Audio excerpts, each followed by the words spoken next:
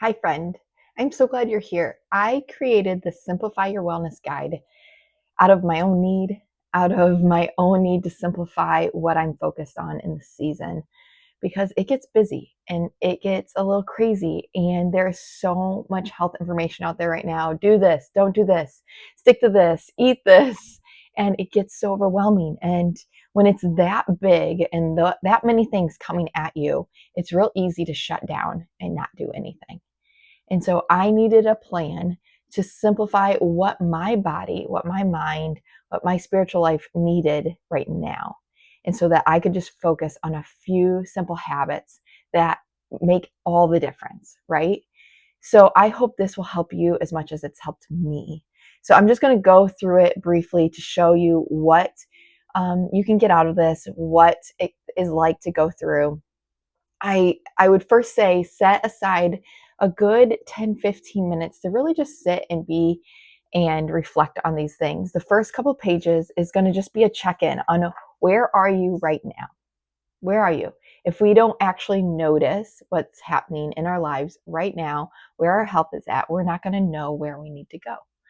So I want you to really reflect. You don't have to feel like you have to go super deep, but just begin to notice. You don't have to critique what you're feeling, critique where you're at. You're not going to shame yourself anyway. You're just going to notice. This is just information to see where you're starting from.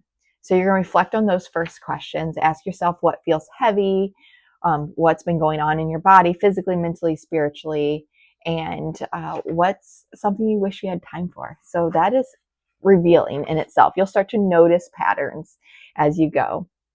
So you're going to start there, noticing, not fixing, right? And then you're going to start seeing like what's most life-giving to you. Where do you want to be at the end of the season? What do you want to feel? What do you feel best when you do? Notice those things because wellness should be fun too. It's something enjoyable. If it's fun, you're going to keep doing it.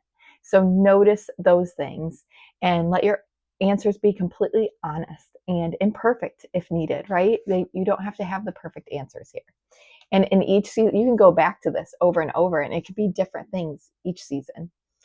Then you're going to go to the actual health checklist. Now, here are just things listed out. These are ideas, but you can list your own along with it if you have something that you feel is needed right now. So there's spiritual, emotional, mental, physical, and lifestyle rest habits that you could create. These are ideas that you can go from.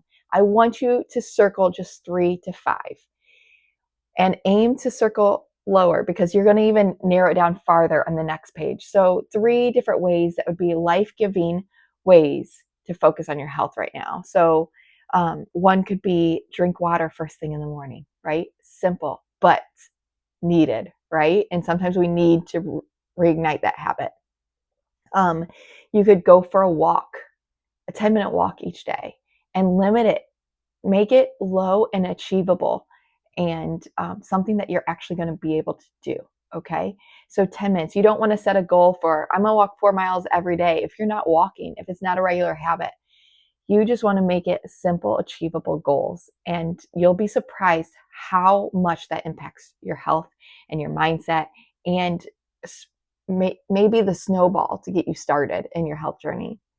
So I want you to set those goals. It's not a whole life overhaul. It's just trying to begin to focus on what really matters to you right now. So check off 3 to 5 things in that page.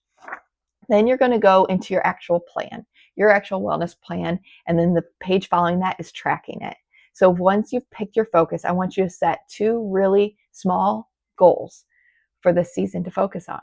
This could be a month-long focus. It could be the whole season. It's up to you how you want to do that. But I want you to narrow down from those 3 to 5 what 2 you're really going to focus on. Maybe it's putting down your phone for 20 minutes a day, turning it off, deleting social media. Maybe it's going for, like I said, a 10-minute walk, drinking water.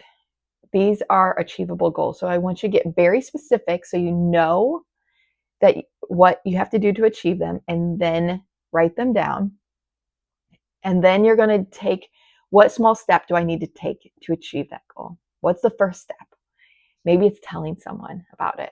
Maybe it's getting a time set that you're going to walk. Simple things. And then how I'll support myself. This is looking at what the obstacles may be, what after dinner, what you just want to sit on the couch. So maybe it's laying out your walking shoes. Simple things. Maybe it's asking someone to go with you. Simple ways that you're going to help support yourself to achieve these goals. And then some encouragement to keep you going. Why are you doing this? What do you know about yourself? What is something that you need to tell yourself? Maybe you're practicing rest, so you need to tell yourself that rest is productive over and over. Maybe you need to see that like progress is better than perfection, or I am so loved by God. Name that truth. I would encourage you to put that truth somewhere that you can see daily. And then you're going to track your progress. Why are we tracking it? Because it matters. It's like your scorecard. It's keeping track.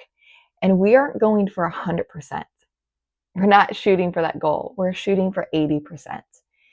80% is good, and it will make a huge difference, and it's going to keep you going. So when you see a missed day, it doesn't matter because you're going to get back on track. You're going to hit that 80%.